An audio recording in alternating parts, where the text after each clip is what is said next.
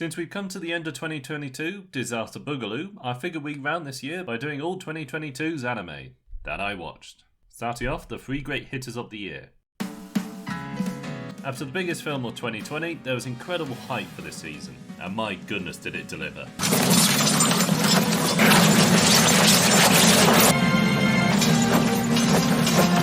The sheer speed and tension of the fights are stunning, with all the characters pushed to their bloodiest limits. By far, some of the best action of the year, while alongside some great humour as well. Without a doubt, Demon Slayer is flawlessly hitting triple bullseyes with its action, comedy and character. So if you've never seen Demon Slayer before, go watch it. I guarantee you'll love it. Oh boy, the escalation of this one is phenomenal. The Battle of the District is intense, with separate factions throwing everything they have to achieve the ultimate goal, all culminating with the walls crumbling as the Colossal Titans march to trample the rest of the world. The rumbling has begun. Pure, absolute fun. The father's a spy, the mother's an assassin, and the kid's telepathic, and only she's aware of it. With hilarious situations, misunderstandings, and interactions, all the characters work brilliantly off each other, leaving the viewer with a great, heartwarming comedy anyone can enjoy. And now some other good shows. Groundhog Day meets the Body Snatchers. The amount of mystery with this one really pulls you in, but the characters is where it shines. The whole cast is well written, but the main one especially, as he undergoes quite an arc from dull, unobservant bloke to complete badass. However, to say the plot was difficult to follow is an understatement. Honestly, if you're going to fully summarise it, you're going to need a massive flowchart with all sorts of timelines and shifting character knowledge. Overall though, it's definitely worth your time. A group of the most complicated friends ever known are put through a series of intellectual games, focused around losing, gaining and sharing a debt while there's a traitor among them. Excellent, well-thought puzzles with interesting rules that grit the audience as the main character solves them. Honestly, he's so insanely deductive he makes Hercule Poirot look idiotic. By the way, I think you can safely drop the accent now. Oh, I think I can at that. With clever schemes, tactics and political manoeuvring, with an actual understanding of geoeconomics, Genius Prince should not be ignored. The characters are lovable, the situation's hilarious, and the world is well realised. Animation's a little shoddy, but overall, a damn enjoyable experience. So our girl is still on her way to industrialise the printing industry by inventing the printing press. It is the newspaper's duty to print the news and raise hell. This season expands the world a little, only to religious duties and some important figures. I mean, let's not go crazy here, but just like the other seasons, it continues to have decent characters and meaningful relationships. Honestly, the ending where she had to say goodbye to her family plucked at my heartstrings like a ukulele. And with a title like that, no wonder this one flew by with little attention, which is a shame, because this... It's just a bit of fun. Guy accidentally wishes to be a girl and is suddenly teleported to another world with his mate. Wacky stuff ensues. Wouldn't say anything meaningful came out of, well, any character, but a lot of it was really funny. Here we have a world where Japanese people get regular isekai to this place, except with an uncontrollable ability.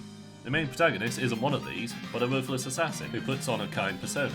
The dialogue isn't great and the characters aren't at all deep, but the story's really interesting and the world building is surprisingly well made. Kaguya-sama, love is war, ultra romantic. Tsundere battles, total victory, passion tactics, vengeance, and a few other bolted on words. Another season of pretty good jokes, only let down because I want there to be at least any kind of progress in their relationship. Not a bad one at all. The characters are pleasant, it's got quite a bit of comedy, a gentle world and a light-hearted tone. It's certainly not trying to be anything special, but it's perfectly fine as a casual viewing. Couple special mentions that I'm currently watching but will review when finished. Cool, this was a rollercoaster of enjoyment and expectations. Constantly skating between plot ideas where you have no grasp of where it's going. Honestly thought this was an intentional satire of the genre, like Team America or Hot Shots, but now that things are starting to make sense, my interest is swiftly dwindling. At this stage I couldn't tell you whether the insanity of literally every character was intentional or not. The architect was either a certified genius or an authentic wacko. Win it up, poo. Win it up, poo. Rarely do I watch Chinese anime, but this one grabbed my attention with it being set just after World War II. which is something rarely touched by the genre. Oh, I don't mean stuff like the Allied Kingdom fighting aliens with flying magical girls. Spoiler alert, this one's straight up propaganda for the Chinese Communist Party. Still, that alone is worth discussion, and bonus, it gives me an excuse to talk about history. So stay tuned for me to dissect this one. And now stuff that's kind of meh. First Gundam anime I've ever watched, and it's okay. Entirely set on a training station with only a handful of characters, and even fewer plotlines. It isn't exactly Legend of the Galactic Heroes, but other than some generic misunderstandings, there's nothing particularly wrong with it, but there's nothing memorable either. Overall, I would rate it a C+. Okay? Not great. Mushroom, mushroom, the taste for all seasons. Mushroom arrows, gun rhinos, temple mantis shrimp, bunny gangsters, a slug plane, all the wackiness and fast pace of the world drew me in. But as the anime went on, I simply lost interest. I think it was when the fun of the setting and characters started turning serious, and I suddenly had to pretend the show that had a panda-faced doctor pull a giant slug from a bazooka-armed merchant alongside his mushroom archer while being inside a temple that is actually a giant mantis shrimp was somehow to be taken seriously. Getting jiggy with it. Really liked this one at first, but as it went on, the jokes became white noise, as the plot repeated the same scenario over and over. The singer needs help with something, Kongming orchestrates a plan to solve it, and it's resolved perfectly. Change the fucking record!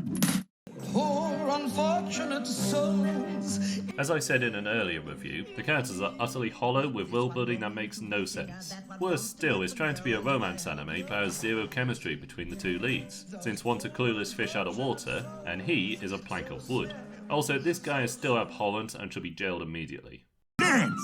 Dance, you little freaks! Faster! Faster!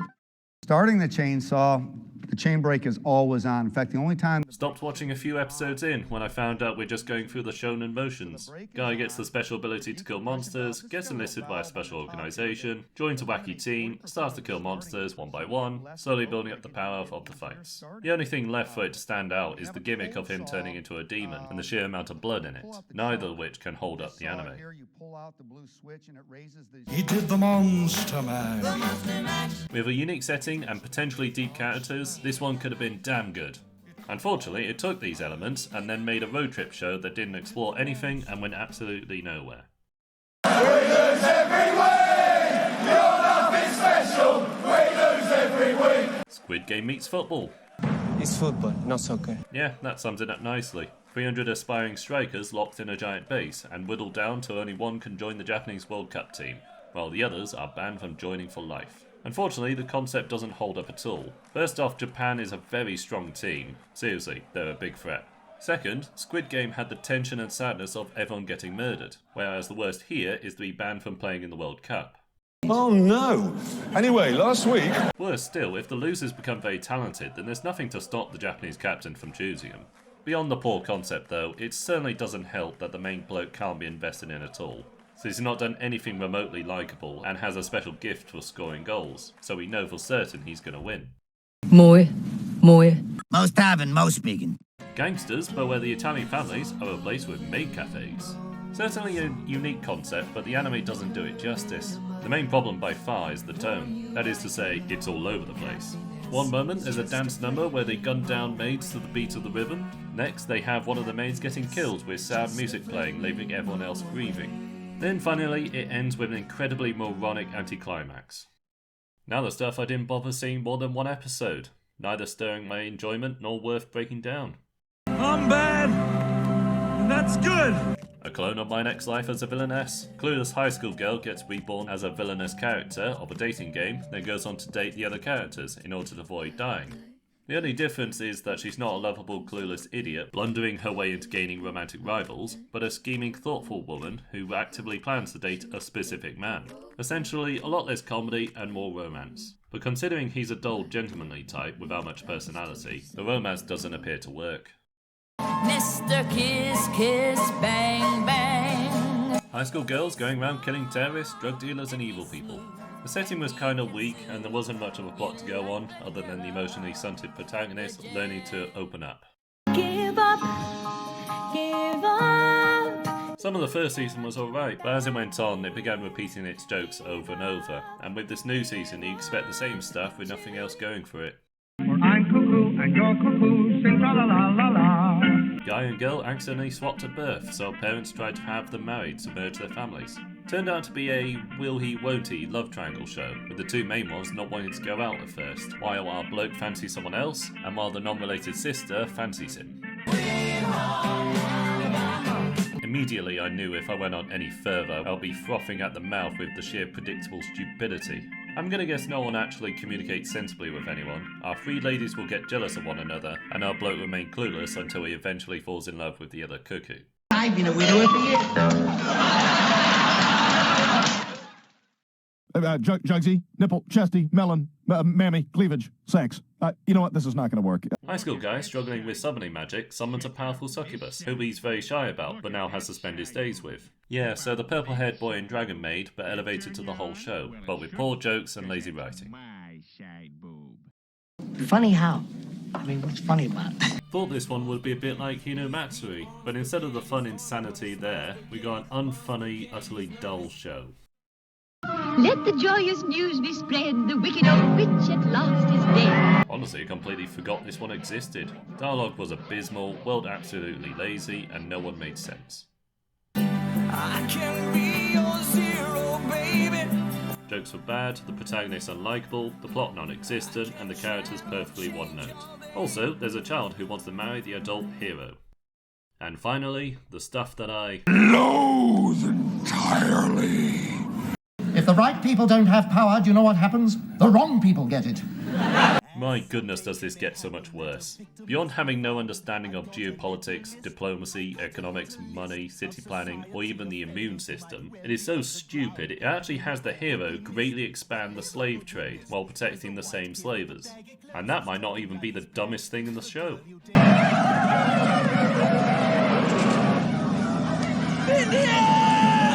Heard rumours there's a third season coming out early next year, so you bet your ass I'm gonna tear it to shreds then. I'm gonna enjoy it. Very, very much. An idiot sword gets wielded by a cat girl who has all the emotion of a melted potato face. They then go on to kill monsters in order to evolve, so presumably they can kill monsters. Total waste of time. With the loathsome dog food the first season became, very much including the scene where our hero gives a horny dragon a sword enema, this season thoughtlessly carries on the cringeness as our insufferable team goes around randomly solving problems with fanservice galore. I can't feel any of this. Without a doubt the dullest anime on this list.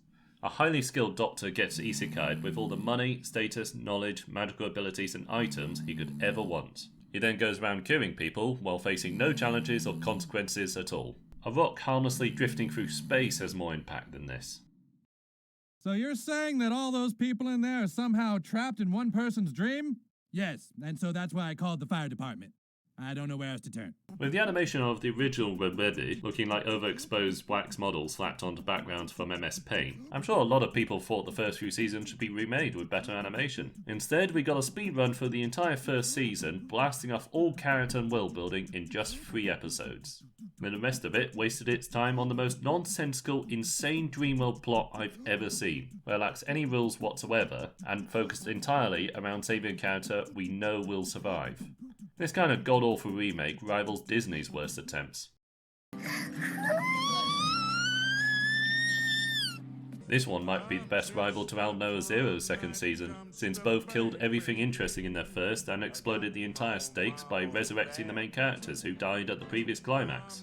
86 Part 2 adds extra spice by removing the interesting social dynamic, killing off the most interesting character, and replacing her with the whiniest baby in all existence.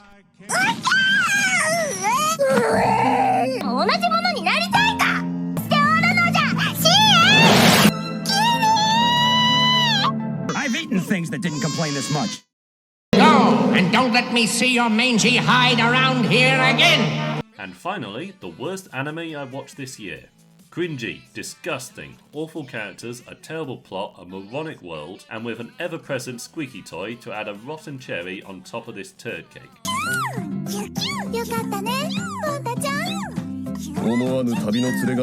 I mean, for something that literally begins with an attempted rape scene, then goes straight into slapstick comedy, you've really got to plummet your expectations.